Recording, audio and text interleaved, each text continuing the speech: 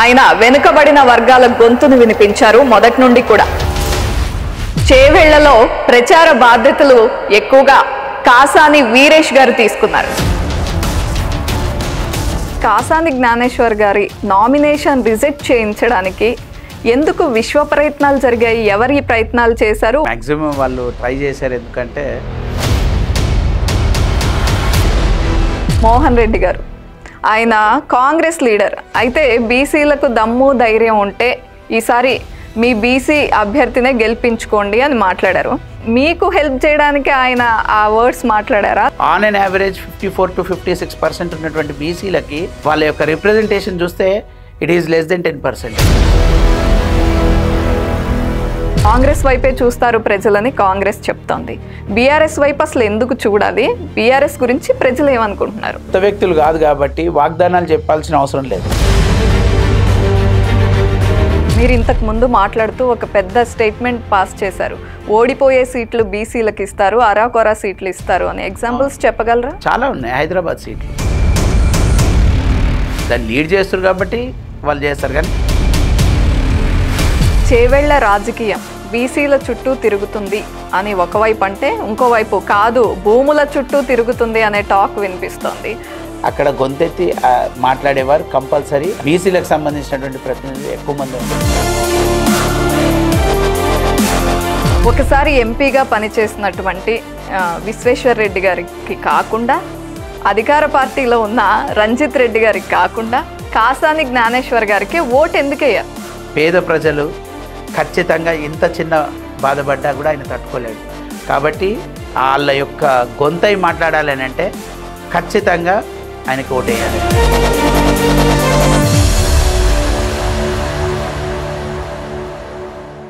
నమస్తే, welcome to dial news. నేను దీప. Chevella parliament నియోజకవర్గం నుండి బీఆర్ఎస్ అభ్యర్థిగా కాసాని జ్ఞానేశ్వర్ ముదిరాజ్ పోటీ చేయబోతున్నారు. తెలంగాణలో బీసీల ప్రతినిధిగా, బీసీ బిడ్డగా ఆయన వెనుకబడిన వర్గాల గొంతును వినిపించారు మొదటి నుండి కూడా. అయితే ఈ చేవెళ్లలో ప్రచార బాధ్యతలు ఎక్కువగా కాసాని వీరేష్ గారు తీసుకున్నారు. ఆయన కుమారుడు కాసాని ఫౌండేషన్ చైర్మన్ అయినటువంటి కాసాని వీరేష్ గారితో ఈరోజు మాట్లాడబోతున్నాం. అసలు ప్రజలు ఏమంటున్నారు, ఈ లోక్సభ నియోజకవర్గానికి వారు అనుకుంటున్నా చేయాలనుకుంటున్న పనులేంటి, ఇవన్నీ వారిని అడిగి తెలుసుకుందాం. నమస్తే అండి. నమస్తే అండి. చాలా బిజీగా ఉన్నట్లున్నారు. చేవెళ్ల పార్లమెంట్ పరిధిలో చాలా బిజీగా ప్రచారం చేస్తున్నారు కాసాని జ్ఞానేశ్వర్ గారి తరఫున. ఎలా ఉంది మీకు రెస్పాన్స్? ఎట్లుంది? చాలా బాగుందండి. ఇంకా ఇప్పుడు ఎలక్షన్ సీజన్ కాబట్టి ఖచ్చితంగా షెడ్యూల్ చాలా టైట్ గా ఉంది. అంటే జనాల స్పందన ఎట్లుంది? ఏమంటున్నారు నియోజకవర్గంలో? నియోజకవర్గంలో మంచి పాజిటివ్ వేవ్ ఉంది. ఎలక్షన్స్ లో కొద్దిగా ఏమంటారు, మొన్ననే గవర్నమెంట్ చేంజ్ అయింది కాబట్టి కొద్దిగా డల్ ఉండే కార్యకర్తలు స్టార్టింగ్ లో. Now it's all right. Okay, dull in the sense అంటే మళ్ళీ 3 నెలలు ఏం కార్యక్రమాలు ఏం లేవు కాబట్టి ఈ 3-4 months ఖాళీగా ఉండే. సో మళ్ళీ స్టార్ట్ అయింది ఎలక్షన్ సీజన్. అయితే ఫ్యామిలీ మెంబర్స్ అందరూ తిరుగుతున్నారు నియోజకవర్గాల్లో. అంటే ఎందుకు అంత ప్రతిష్టాత్మకంగా తీసుకున్నారు? చంద్రకళ గారు తిరుగుతున్నారు, అందరూ ఆల్మోస్ట్ ఫ్యామిలీ మెంబర్స్ అందరూ నియోజకవర్గంలోనే ఉంటున్నారు. ఇంకా మాక్సిమం ప్లేసెస్ కవర్ చేయాలి కదండి. చాలా పెద్ద నియోజకవర్గం, విస్తీర్ణంలో కూడా చాలా పెద్ద నియోజకవర్గం. సో అందరు ఒకరితో కాదు, ఇది ఇంపాసిబుల్. అయినా కూడా మనం కూడా చాలా వరకు కవర్ చేయలేకపోతున్నాం. అయితే కాసాని జ్ఞానేశ్వర్ గారి నామినేషన్ రిజెక్ట్ చేయించడానికి ఎందుకు విశ్వ ప్రయత్నాలు జరిగాయి? ఎవరి ప్రయత్నాలు చేశారు? ఒకళ్ళు కాదు, ఇద్దరు కాదు, 12 మంది లాయర్లను ఢిల్లీ నుండి రప్పించారట. వాళ్ళు ఎవరైనా ప్రయత్నం చేయొచ్చండి. అంటే మీ నోటీస్ కి రాలేదా ఎవరు ప్రయత్నం చేశారు అనేది? తెలుసు, కానీ ఎవరి ప్రయత్నం వాళ్ళు చేసుకోవచ్చు. కానీ అందులో ఏం లేదు. మాక్సిమం వాళ్ళు ట్రై చేశారు. ఎందుకంటే ఈ క్యాండిడేట్ ఉంటే మాకు కష్టము అని అనుకున్న వాళ్ళు చేసి ఉంటారు. కష్టం in the sense BC vote bank కొల్లగొడతారని ఒకే ఉద్దేశమా, వేరే ఇతర కారణాలు ఏమైనా ఉన్నాయా? బీసీ ఓటు బ్యాంక్ అనకుండా సబ్బండ వర్గాలందరూ కూడా మద్దతు తెలుపుతున్నారండి. వాళ్ళ పొలిటికల్ గేమ్ లో ఏదైనా ట్రై చేసి ఉంటారు, కానీ మాక్సిమం అది క్లియర్ అయిపోయింది. ఇప్పుడు అది ఇట్స్ గాన్ థింగ్. అయితే చేవెళ్ల పార్లమెంట్ నియోజకవర్గానికి పోటీ చేసిన 3 అభ్యర్థులు కూడా ధనిక అభ్యర్థులు. ముగ్గురు ధనికులే, కానీ ఒక్కొక్కరిది ఒక్కో స్ట్రెంగ్త్. ఒకరు మేము అధికార పార్టీలో ఉన్నామని అని అనుకునేవాళ్ళు, ఇంకొకరు నేను ఆల్రెడీ ఎంపీగా చేశాను, నేను పని చేసి చూపించాను అనేవాళ్ళు ఒకరు. కానీ మీరు ఖచ్చితంగా బీసీలు అందరూ మా వైపే ఉంటారు అనుకుని. అయితే బీసీలు మీకే ఓటు ఎందుకు వేయాలి?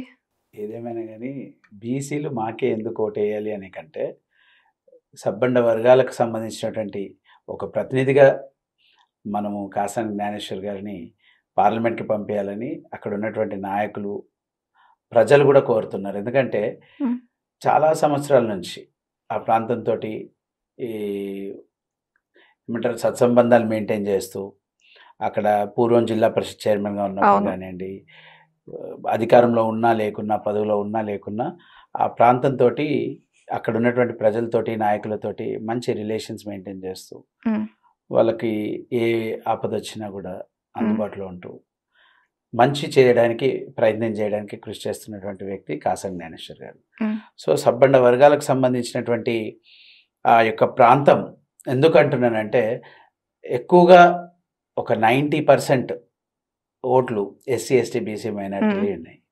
సో వాళ్ళ ప్రతినిధిగా ఉండే వ్యక్తే ఉంటే బాగుంటుంది అనేది వాళ్ళు ఆలోచిస్తున్నారు. అందులో అలా ఉంటే బాగుంటుందని అందరూ కోరుకుంటున్నారని మేము అనుకుంటున్నాం. రైట్. ఇంతకు ముందు గతంలో చూసుకుంటే బీసీ ఐక్య వేదిక అని బీసీలను ఒక్కటిగా చేర్చడం కానీ, బీసీ సంక్షేమం కోసం కాసాని జ్ఞానేశ్వర్ గారు చాలా పాటుపడ్డారు.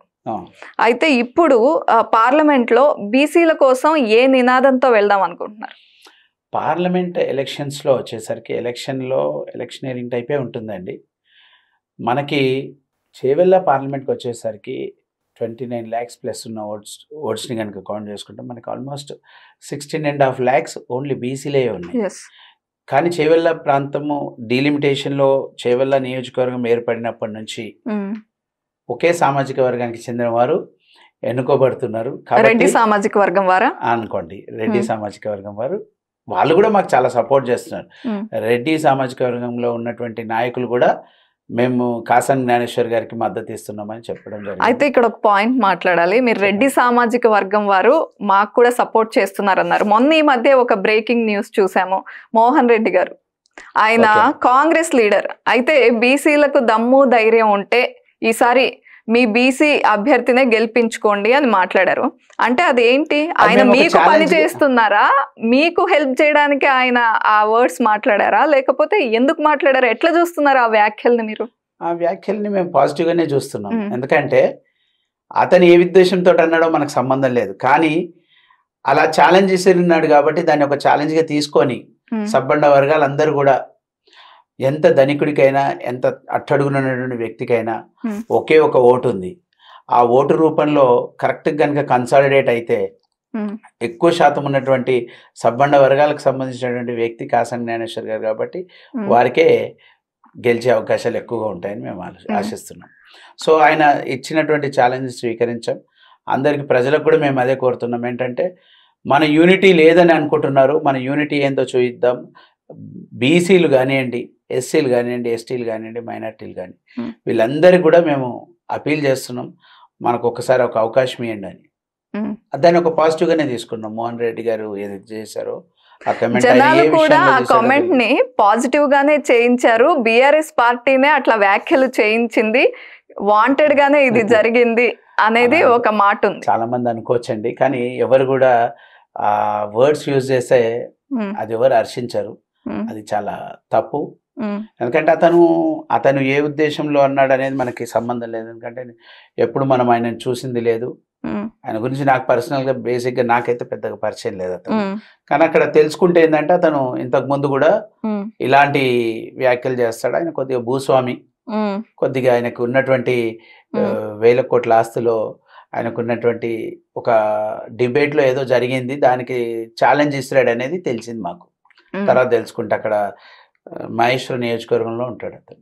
రైట్. అయితే మీరు పర్యటిస్తున్నారు కదా నియోజకవర్గంలో, ఈ వ్యాఖ్యల గురించి ప్రజలు మీతో మాట్లాడడం కానీ అది ఛాలెంజ్ గా తీసుకుని లేదు ఈసారి మేము బీసీ అభ్యర్థిగా ఓటేస్తామనే ఒక పౌరుషం కానీ కనిపించింది? దానిపైన స్పందన అయితే వచ్చిందండి. బీసీలకు ఖచ్చితంగా మేము కూడా చెప్పడం జరిగింది, వేదికల ద్వారా కూడా చాలా మీడియాలో కూడా దీనిపైన ప్రస్తావన జరిగింది.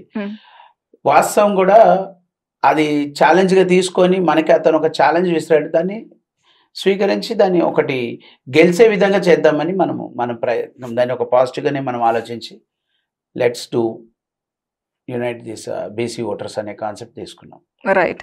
అయితే 2014లో కొండా విశ్వేశ్వర్ రెడ్డి గారు బీఆర్ఎస్ పార్టీ తరఫునే ఆయన నిలబడ్డారు, విన్ అయ్యారు.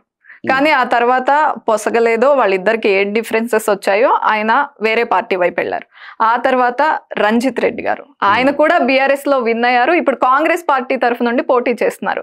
అయితే విన్ అయిన ఇద్దరు ఎంపీలు కూడా బీఆర్ఎస్ లో ఉంటే కష్టం, వేరే పార్టీ నుండే మనం గెలుపు సాధ్యం అంటూ పక్కకి జరిగినప్పుడు కాసాని జ్ఞానేశ్వర్ గారికి బీఆర్ఎస్ పార్టీ మీద అసలు ఆ గుర్తు మీద ఎందుకంత నమ్మకం, ఖచ్చితంగా ఈ పార్టీలో గెలుస్తా అని ఎందుకు అనుకున్నారు? అంటే మేము యాక్చువల్గా వచ్చేసి ఇంతకుముందు మీరు అన్నట్టుగా కొండా విశ్వేశ్వరరెడ్డి గారు కానివ్వండి, రంజిత్ రెడ్డి గారు కానీ, వాళ్ళిద్దరు కూడా బీఆర్ఎస్ లేదా పూర్వం ఉన్నటువంటి టీఆర్ఎస్ ప్రతినిధులుగానే వాళ్ళు ఎన్నుకోబడ్డారు. అప్పుడు గవర్నమెంట్లో ఉండేవాళ్ళు, వాళ్ళు కూడా ఈ ప్రాంతానికి ఒక ఎంపీ హోదాలో సేవ చేశారు. కాసాని జ్ఞానేశ్వర్ గారేమో జిల్లా పరిషత్ చైర్మన్గా ఇక్కడ సుపరిచితులు ఉండే. అధికారం ఉన్నా లేకున్నా, పార్టీ అధికారంలో ఉన్నా లేకున్నా, పార్టీ అనేది పార్టీ కార్యకర్తలను నమ్ముకొని పనిచేయాల్సిందే కానీ అధికారంతో కాదు. వాళ్ళకి ఏం సమస్యలు వచ్చాయో మనకు తెలియదు, కానీ గెలుస్తాము ఓడుతాము అనే దానికంటే కూడా కార్యకర్తలను నమ్ముకొని ఎలక్షన్స్లోకి వెళ్ళాలి ఎక్కడైనా కానీ. ఎందుకంటే ఈ పార్లమెంట్ ఎలక్షన్స్లో 100% కార్యకర్తలు పనిచేస్తేనే మనం బయటపడగలుగుతాం. ప్రజల వేవ్ ఏ విధంగా ఉన్నా ఆ వేవ్ని మోటివేట్ చేసి పని చేసి గెలిపించే బాధ్యత కార్యకర్తల పైనే ఉంటుందండి. కార్యకర్తలు కనుక కరెక్ట్గా ఉంటే 100% గెలుపు సాధ్యం అవుతుంది.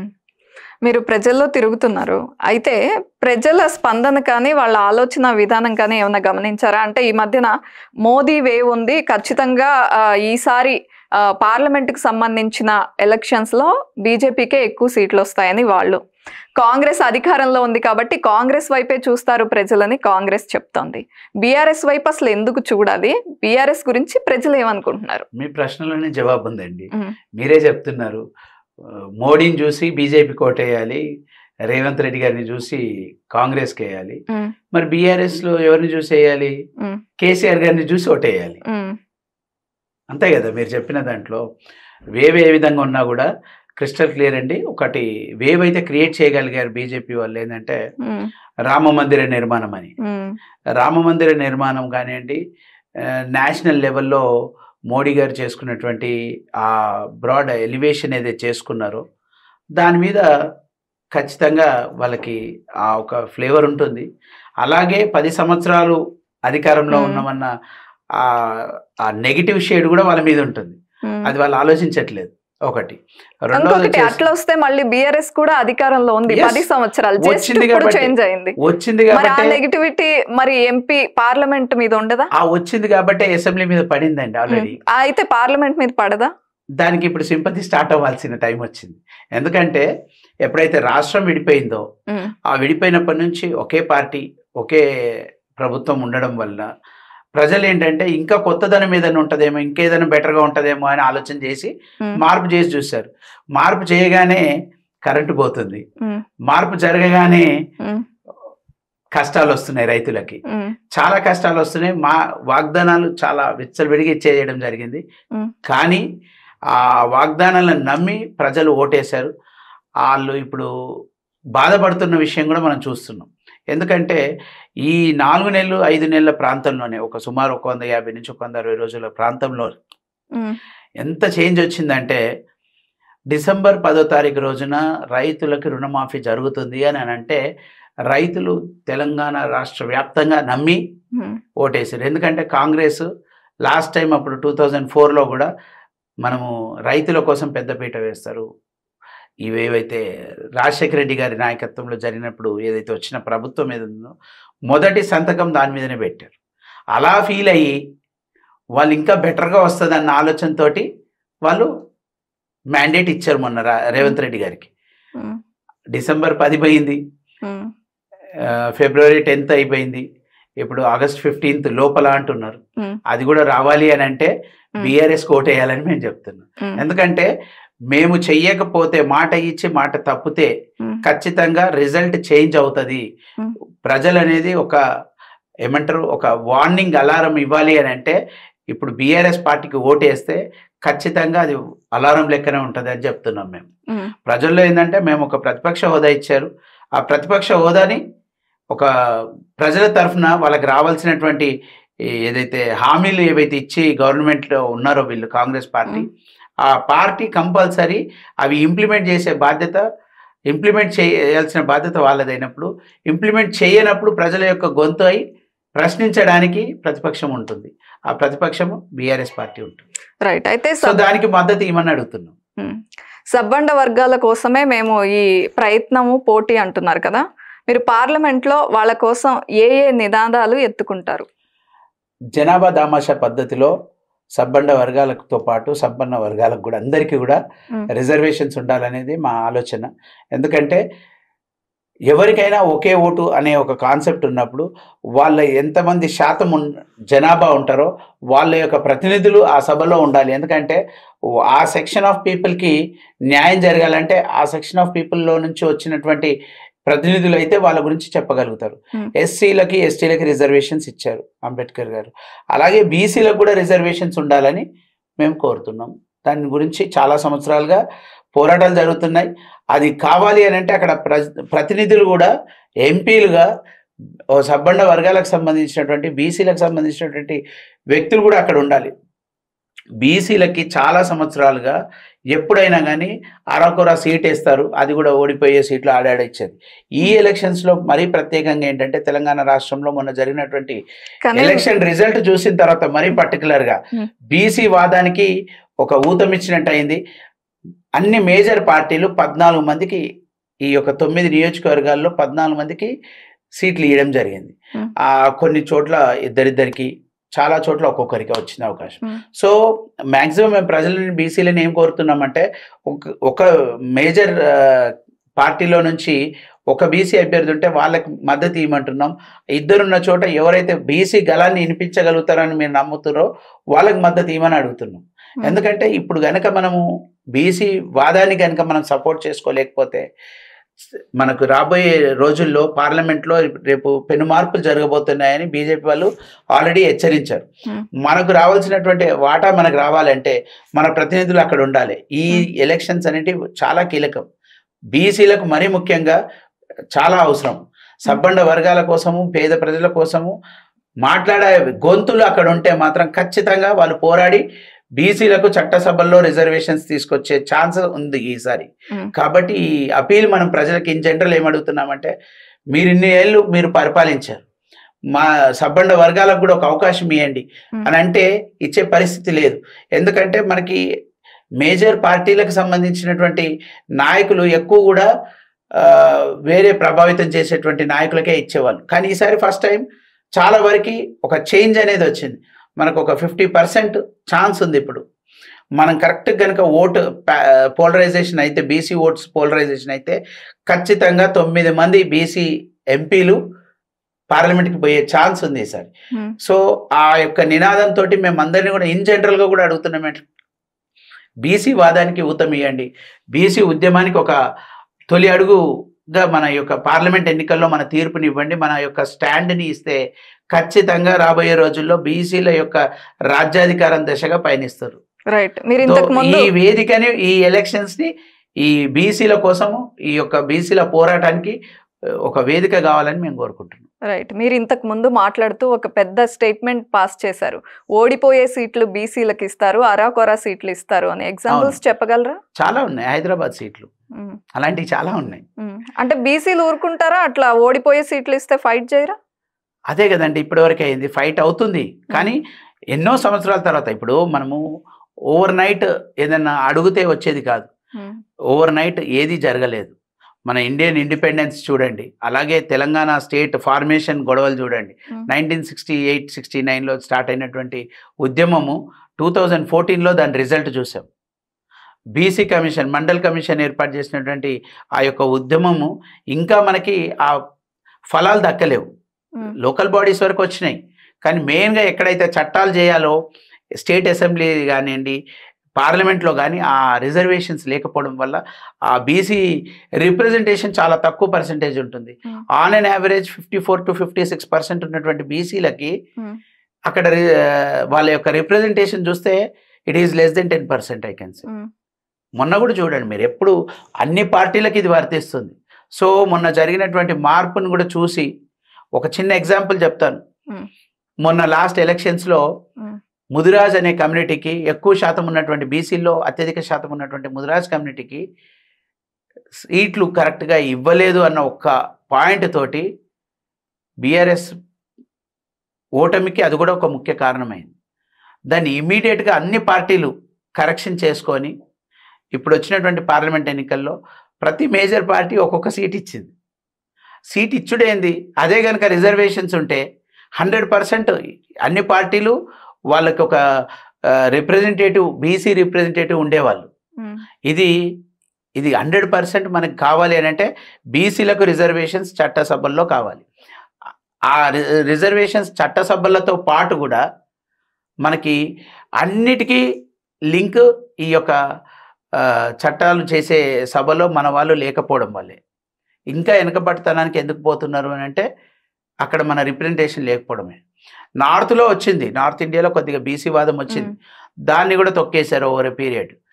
మనమేం అడుగుతున్నామంటే జనాభాలో కనుక మనకు చట్టసభల్లో కనుక రిజర్వేషన్స్ ఇస్తే బీసీలకే కాదు అన్ని కులాలకి ఇవ్వాలి, అన్ని వర్గాలకి ఇవ్వాలి, జనాభా దామాషా పద్ధతిలో ఇవ్వాలి. ఆ 50% ఏదైతే క్లాజ్ ఉందో 50%ని మించి ఉండకూడదు అన్నారో, మొన్న ఈడబ్ల్యూఎస్ స్కీమ్ ఇచ్చినప్పుడు అది అతిక్రమించగలిగారు. ఎందుకు అని అంటే అక్కడ మాట్లాడే వాళ్ళు, ఈడబ్ల్యూఎస్ గురించి మాట్లాడే వాళ్ళు అక్కడ ఉన్నారు. ఇక్కడ బీసీ రిప్రజెంటేటివ్స్ లేరు కాబట్టి 100% మాకు అక్కడ రావాల్సిన వాటా రావట్లేదు, మాకు జరగాల్సిన చట్టాలు జరగట్లేదు. ఆ చట్టాలు జరిగే ప్లేస్లో మన వాళ్ళు కనుక మన రిప్రజెంటేటివ్స్ ఉంటే ఖచ్చితంగా మనకి సాధ్యమవుతుంది. సో ఇది ఈ ఎలక్షన్స్ని ఒక వేదికగా చేసుకొని బీసీలు అందరూ కూడా ఏకతాటిపైకి వచ్చి ఈ యొక్క సబ్బండ వర్గాల గొంతులను పార్లమెంట్ పంపించాలని మేము నిజంగా మీరు అన్నట్టు బీసీలు అందరూ ఏకతాటిపైకి వస్తారా? అంత ఐకమత్యం ఉందా బీసీలో? 100% వస్తుందండి. ఎందుకు రాదనుకుంటున్నారు మీరు? బీసీలకి 100% అవకాశం ఉంది, వస్తారు. ఎందుకంటే ఏది అసాధ్యం అనేది లేనే లేదు. చాలా మంది అన్నారు కాశ్మీర్ సమస్యకు అసలు ఇప్పట్లో జరగదు, మనం చూస్తామో లేదో అనుకున్నారు. ఆర్టికల్ 370 అది ఒక ఇనిషియేట్ ఒక పర్సన్ది కాదు, అది ఒక పార్లమెంట్ అని నేను చెప్పగలుగుతాను. దాన్ని లీడ్ చేస్తారు కాబట్టి వాళ్ళు చేస్తారు, కానీ ఒక మోడీ గారిది ఒక్కరిదే కాదు, ఆ పార్లమెంట్ మొత్తానికి అది వర్తిస్తుందని నేను చెప్తాను. అలాగే తెలంగాణ రాష్ట్రం కూడా, తెలంగాణ రాష్ట్రంలో తెలంగాణ నుంచి అప్పుడున్నటువంటి టీఆర్ఎస్ పార్టీ నుంచి ఇద్దరు ఎంపీలు కానీ తెలంగాణ రాష్ట్రాన్ని ఏర్పాటు చేసుకోగలిగారు. ఎందుకంటే ప్రజాస్వామ్యంకు ఉన్నటువంటి గొప్ప విలువలతో కూడినటువంటి మన కాన్స్టిట్యూషన్లో ఉన్నటువంటి ప్రొవిజన్స్ అలాంటివి. దాన్ని కరెక్ట్గా కనుక మనము ఇంప్లిమెంట్ చేయగలిగితే మన ఇండియా ఎప్పుడో డెవలప్డ్ స్టేట్ అయిపోయేది. చేవెళ్ల రాజకీయం బీసీల చుట్టూ తిరుగుతుంది అని ఒకవైపు అంటే, ఇంకోవైపు కాదు భూముల చుట్టూ తిరుగుతుంది అనే టాక్ వినిపిస్తోంది. చాలా అర్బన్ ఏరియాస్లో భూముల రేట్లు ఎక్కువగా ఉన్నాయి. ఏ విధంగా చూస్తారు దీన్ని? ఓటర్లు బీసీల సైడ్ అనడం కన్నా, భూముల సైడ్ అనడం కన్నా ఎలక్షన్స్ని ఎలక్షన్స్గానే చూడాలని అనుకుంటున్నాను నేనైతే. ఎందుకంటే ఇక్కడ ఉన్నటువంటి ప్రాంతం చేవెళ్ళ ప్రాంతంలో ఓటర్స్ ఏమో మ్యాక్సిమం అర్బన్ ఏరియాలో ఉన్నారు, ఎక్కువగా ల్యాండ్ బ్యాంక్ ఉన్నదంతా రూరల్ ఏరియాలో ఉంది. సో ఏదేమైనా కానీ సిటీకి అతి దగ్గరలో ఉన్నటువంటిది కానీ సైబరాబాద్ కానివ్వండి, మన ఎయిర్పోర్ట్ కానివ్వండి, సాఫ్ట్వేర్ హబ్ కానివ్వండి, ఫ్యాబ్ సిటీ కానివ్వండి, అలాంటి ఎన్ని చూసుకున్నా మీరు ఇవన్నీ కూడా చేవెళ్ళ పార్లమెంట్ నియోజకవర్గ పరిధిలోనే వస్తాయి. కాబట్టి మీరు అందులో ఆ భూముల విలువ గురించి చెప్తున్నారు. 100% భూముల విలువలు పక్కన పెడితే ఇది ఎలక్షన్స్, బిజినెస్కి అది సంబంధించింది కాదు. కాబట్టి ఇక్కడ భూముల విలువ పెరగడము ఇంకా ఇంకా ఇతరత్ర అని చెప్తున్నారు. ఇక్కడ ప్రధానంగా 3 క్యాండిడేట్లు ఉన్నారు, త్రిముఖ పోటీ ఉంటుంది. ఆ త్రిముఖ పోటీ అనేది అక్కడ ఉన్నటువంటి ప్రజలు వాళ్ళ యొక్క రిప్రజెంటేటివ్ ఎవరు కావాలని కోరుకుంటే వాళ్ళే అవుతారు. కాబట్టి వీఆర్ వెయిటింగ్ ఫర్ ఎలక్షన్స్. త్రిముఖ పోటీ అని మీరు అంటున్నట్టు కొంతమంది అంటుంటే, మరోవైపు పోటీ బీజేపీ అండ్ కాంగ్రెస్ మధ్యనే ఆల్రెడీ వాళ్ళు ఎంపీలుగా గెలిచి ఉన్నారు. అధికార పార్టీలో ఉన్న కాంగ్రెస్ తరఫు నుంచి ఒక అభ్యర్థి, అలాగే కేంద్రంలో అధికారంలో ఉన్న పార్టీ తరఫు నుంచి ఇంకొక అభ్యర్థి ఉన్నారు. ఖచ్చితంగా పోటీ వాళ్ళ మధ్య ఉంటుంది అంటున్నారు. మీరు ఏ విధంగా చూస్తారు అసలు ఈ పోటీని? సెకండ్ థర్డ్ ప్లేస్ కోసం అయితే వాళ్ళకి పోటీ ఉందండి, ఖచ్చితంగా వాళ్ళిద్దరి మధ్యలోనే ఉంది. అదే విధంగా చెప్పగలుగుతాను. ఏంటి మీ ధైర్యం? అంటే ఖచ్చితంగా మేమే ఫస్ట్ ప్లేస్ లో సబ్బండ వర్గాలు కనుక ఓటు వేస్తే మేమే గెలుస్తాం. వేస్తారా? వేసేటట్టుగా మేము వాళ్ళని ప్రోత్సహిస్తున్నాం. వాళ్ళకి సంబంధించినటువంటి ఏదైతే వాళ్ళకి మాట్లాడాల్సింది ఏదైతే ఉందో మెసేజ్, ఈ మెసేజ్ మనం ఇప్పుడు గనక ఒకటి కాకపోతే ఇంకెప్పుడు అవుతాం అనేది ఒక ఆ యొక్క నినాదంతో ఇప్పుడు కాకపోతే ఇంకెప్పుడు అవుతాం. ఓకే, ఎందుకంటే ఇద్దరికి అవకాశం ఇచ్చారు, వాళ్ళు ఏం కొత్తగా చేసేది ఏం లేదు. ఆల్రెడీ ఒక 5 సంవత్సరాలు వాళ్ళకి అవకాశం ఇచ్చారు. ఎవరికి? విశ్వేశ్వరరెడ్డి గారికి, అలాగే రంజిత్ రెడ్డి గారికి కూడా వేశారు. ఇప్పుడు ఒక అవకాశం ఒక బీసీ నాయకుడికి ఇమ్మని అడుగుతున్నాం. ఎందుకంటే ప్రజాస్వామ్యంలో మనకు ఒకే అభ్యర్థి ఒక 30 సంవత్సరాలు 40 సంవత్సరాలు ఉండాలని ఎక్కడ రాసలేదు. వాళ్ళకి ఇచ్చినటువంటి 5 సంవత్సరాల కాలంలో వాళ్ళు చేశారు, కొత్త వారికి ఇద్దాము. ఎందుకంటే మేము మా సామాజిక కోణంలో అడిగితే ఒకే సామాజిక వర్గం వారు రిప్రజెంట్ అవుతున్నారు, అక్కడి నుంచి మార్పు జరగాలని కోరుతున్నాం.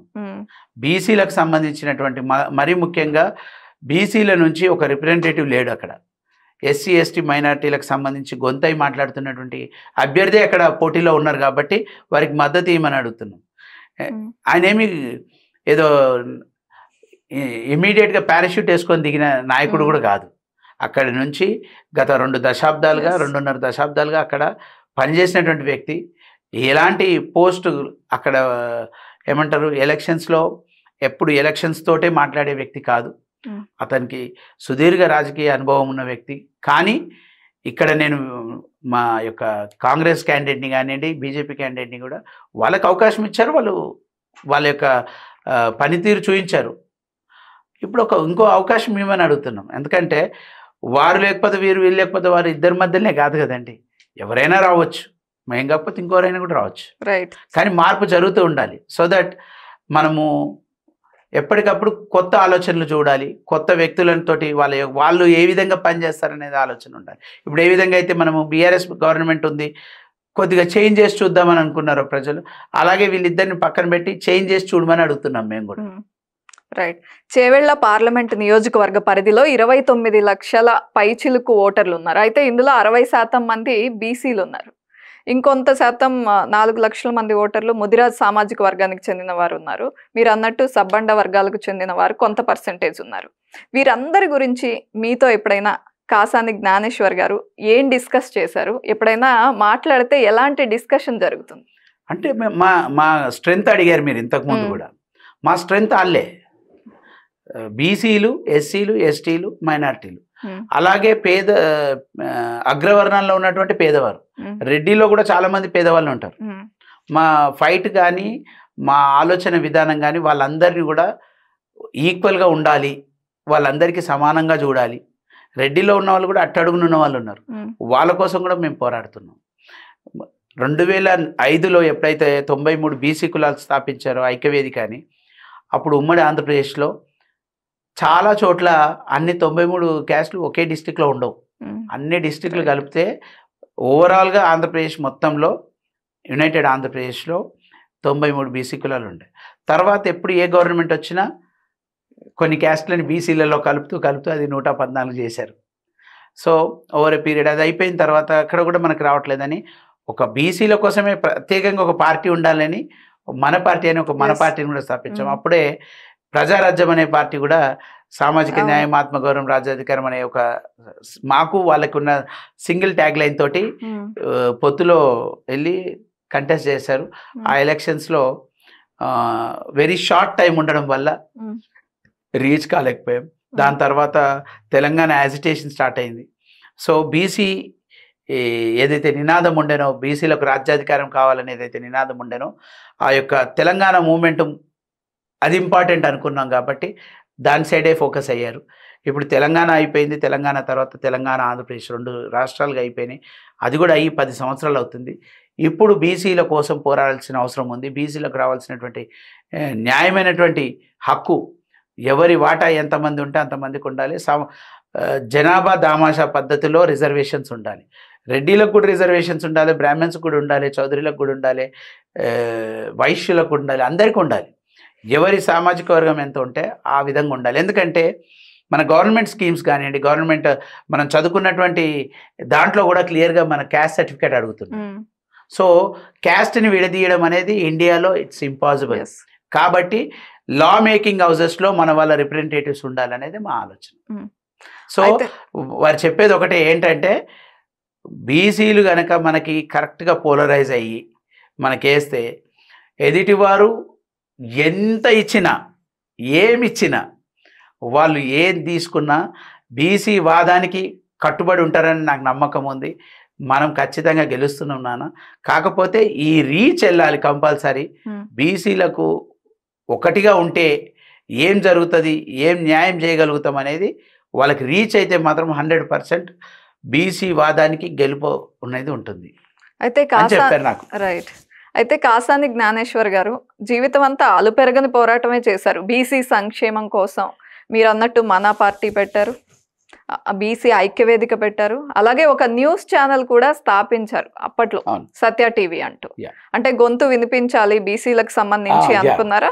100% అండి. అప్పుడు ఏంటంటే, అప్పుడు ఇన్ని ఛానళ్ళు కానీ సోషల్ మీడియా లేదు. ఒక్క 2-3 దగ్గరనే ఉండే, ఒకే సామాజిక వర్గానికి చెందిన వారి దగ్గరనే ఆ యొక్క వ్యవస్థ, న్యూస్ ఛానల్స్ కానివ్వండి, పేపర్స్ కానివ్వండి. అప్పుడు ఆయన paper and news channel 2 plan చేశారు. అందులో ఫస్ట్ న్యూస్ ఛానల్ అని ప్లాన్ చేసాం, సత్య టీవీ అని. సో అది మాకు లైసెన్స్ రావడానికి చాలా టైం పట్టింది. అప్పుడు ఉన్నటువంటి ఈ ఈక్వేషన్స్ ఆ లోపల ఏమైపోయిందంటే, ఎలక్షన్స్ వచ్చేసాయి. సో పార్టీ సైడ్ ఎక్కువ కాన్సన్ట్రేట్ చేయడం వల్ల ఆ యొక్క ఛానల్ని అలా మాకు లైసెన్స్ వచ్చేసరికి ఎలక్షన్స్ స్టార్ట్ అయిపోయినాయి. ఇన్ ఫ్యూచర్ ఏమన్నా థాట్ ఉందా? 100% ఉంటుంది. న్యూస్ ఛానల్ తో రాబోతున్నారు అయితే ఇన్ ఫ్యూచర్ కాసాని జ్ఞానేశ్వర్ గారు? న్యూస్ ఛానల్ అనేది కంపల్సరీ ఉంటుందండి. అది కంపల్సరీ. దాంతో పాటు కూడా ఇప్పుడు న్యూస్ ఛానలే అవసరం లేదు, సోషల్ మీడియా ప్లాట్ఫామ్స్ ఎలా అయిపోయినాయి అంటే విపరీతంగా అయిపోయినాయి. అప్పుడు ఏంటంటే ఛానల్లోనే వస్తేనే అది రీచ్ అయ్యే పరిస్థితి ఉండేది. అప్పుడు ఇంట్లో టీవీ చూసేవాళ్ళు, ఇప్పుడు ఫోన్లో అరచేతిలోనే మొత్తం అన్నీ చూస్తున్నారు. సోషల్ మీడియా అనేది ఒక విప్లవం. అందులో ఇండియన్స్కి అయితే అది ఒక మంచి ఆయుధము. మరి ఆ ఆయుధాన్ని సబ్బండ వర్గాలు కూడా అవలంబించుకొని వాళ్ళు కూడా వాళ్ళ యొక్క గొంతై వాళ్ళ యొక్క రెస్పాన్స్ మనం యూట్యూబ్లో కానివ్వండి, ఎన్ని ప్లాట్ఫామ్స్లో ఉంటే అన్ని ప్లాట్ఫామ్స్లో వాళ్ళు వాళ్ళ యొక్క వాదనను వాళ్ళు వినిపిస్తున్నారు. కానీ ఏది ఏమైనా లా మేకింగ్ హౌసెస్లో ఉండాలి ఎవరు ప్రతినిధులు. అప్పుడైతే కానీ బీసీ బిల్లు పార్లమెంట్ ముందుకు రాదు.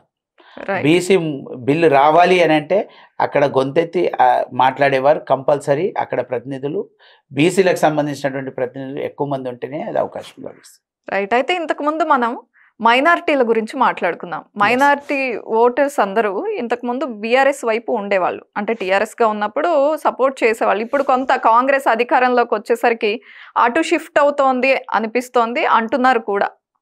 అంటే మీరు గమనించి ఉండాలి, మొన్న రంజాన్ సీజన్లో నిజంగా అలాంటివి జరిగి ఉంటే రంజాన్ తోఫా ఇచ్చేవారు కాంగ్రెస్ గవర్నమెంట్, కానీ ఇవ్వలేదు. అసలు బీసీ మా వైపే ఉన్నారు కదా, ఇంక ఇచ్చే అవసరం ఏముంది, మేమంతా కలిసిపోయాం కదా అనుకుని ఉండొచ్చు కదా. అంటే మీకు అదే చెప్తున్నానండి, అలా అనుకుంటున్నారు అంతేగాని అండి నేషనల్ స్పిరిట్లో చూస్తున్నారు. కానీ మనం ఎప్పుడైతే తక్కువగా ఉన్నామో జనాలు, మనం కనుక ఖచ్చితమైనటువంటి మన యొక్క వాయిస్ వినిపించే వాళ్ళకి కనుక మనం సపోర్ట్ చేస్తేనే మన యొక్క రిప్రజెంటేటివ్స్ అక్కడ ఉంటారని వాళ్ళు భావిస్తారని మేము అనుకుంటున్నాం. ఎందుకంటే మేము ఎప్పుడైతే మైనారిటీస్ తోటి మేము ఎక్కడైతే ఇంటరాక్షన్ మీట్స్ అయినాయో అక్కడ వాళ్ళు క్లియర్గా ఉన్నారు. కొంతమంది మాత్రం కొద్దిగా డీవియేషన్ అయితే జరిగింది. ఎందుకంటే గవర్నమెంట్ చేంజ్ అవ్వడం వల్ల మాకు కాంగ్రెస్ గవర్నమెంట్ సైడ్ వెళ్తే బాగుంటుంది అనే ఆలోచన వాళ్ళకు ఉండే. కానీ మనం ఎక్స్ప్లెయిన్ చేసిన తర్వాత వాళ్ళ యొక్క ఏమంటారు డిసిషన్ కూడా కొద్దిగా మార్చుకోవడం జరిగింది. కానీ అప్పుడు ఉన్నంతగా లేదు, కానీ will try to see their support. Right.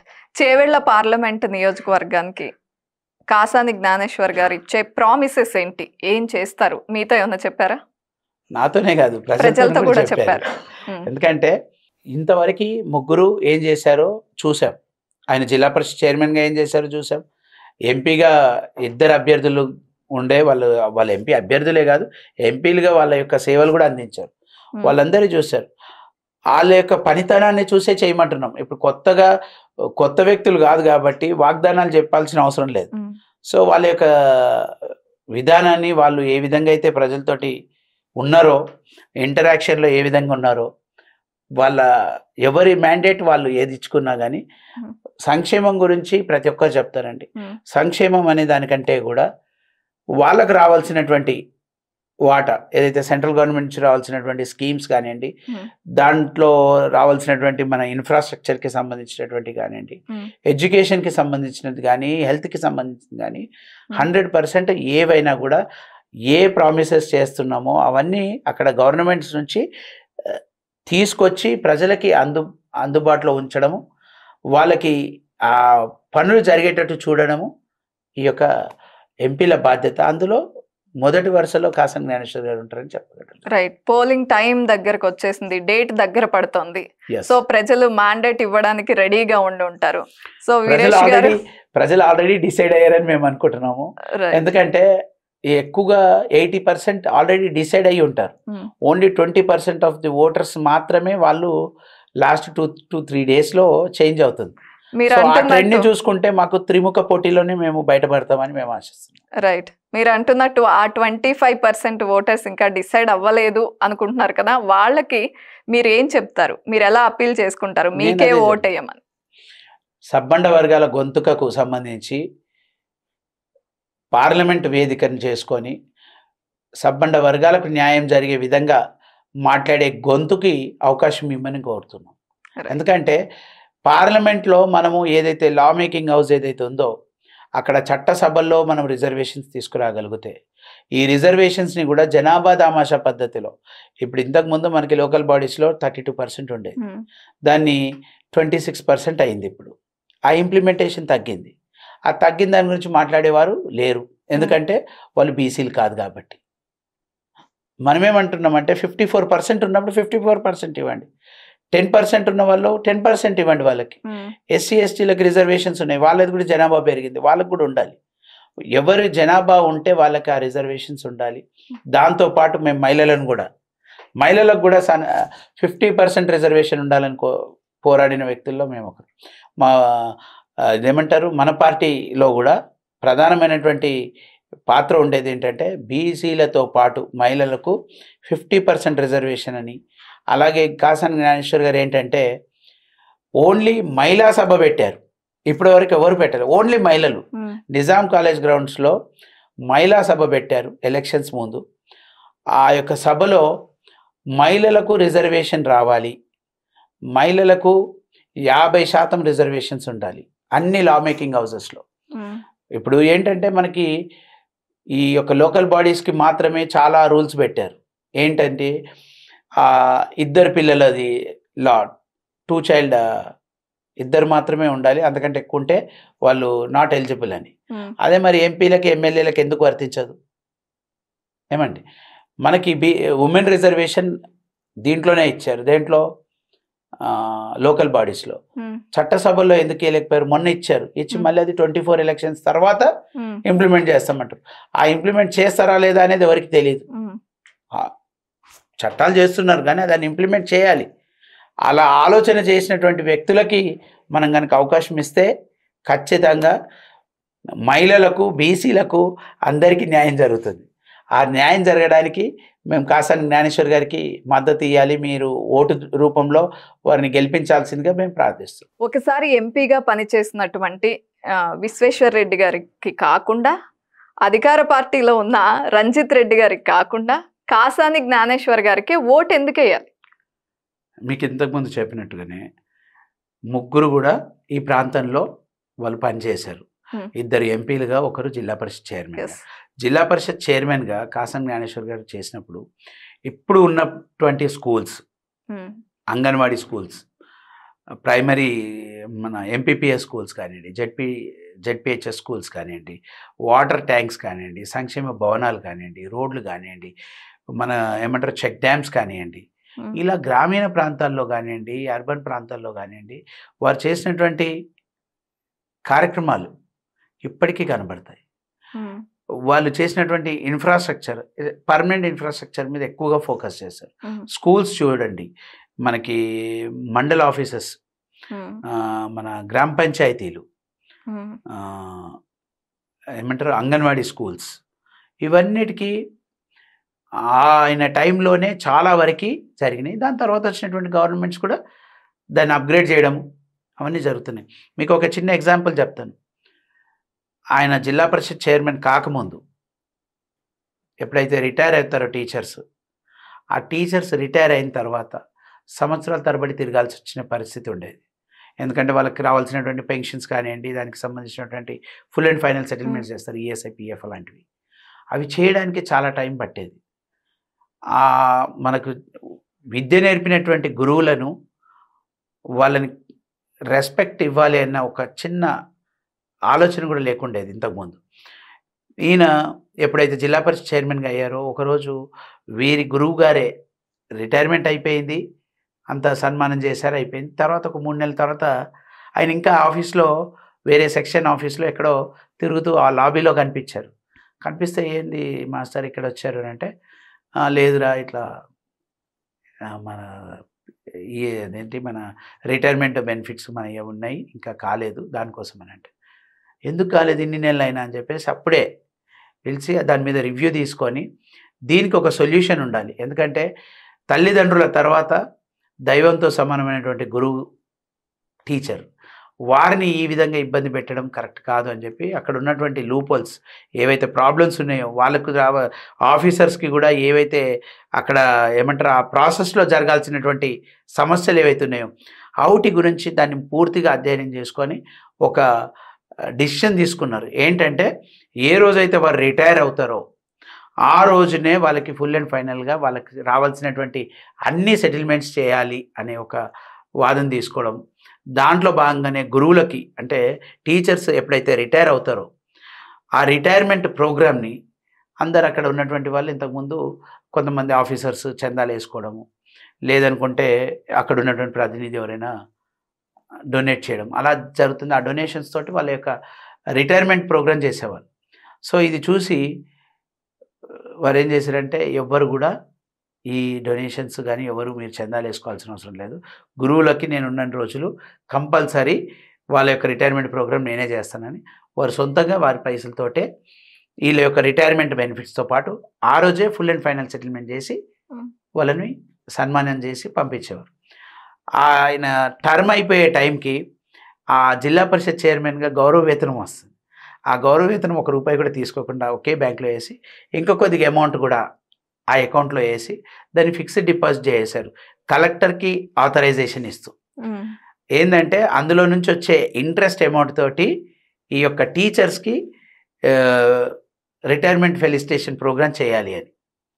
So ఇది ఒక చిన్న ఎగ్జాంపుల్ చెప్తున్నాను, ఆయన ఆలోచన విధానం ఏ విధంగా ఉంటుంది. ఎందుకంటే మనం రెస్పెక్ట్ ఇవ్వాల్సింది తల్లిదండ్రుల తర్వాత గురువులకి. సో వాళ్ళకి అన్యాయం జరుగుతుంటేనే చూసి తట్టుకోలేని వ్యక్తి. ఆయనకు సంబంధించినటువంటి పేద ప్రజలు ఖచ్చితంగా ఇంత చిన్న బాధపడ్డా కూడా ఆయన తట్టుకోలేడు. కాబట్టి వాళ్ళ యొక్క గొంతై మాట్లాడాలని అంటే ఖచ్చితంగా ఆయనకు ఓటు వేయాలని కోరుతున్నాను. రైట్ వీరేష్ గారు, thank you so much for your time.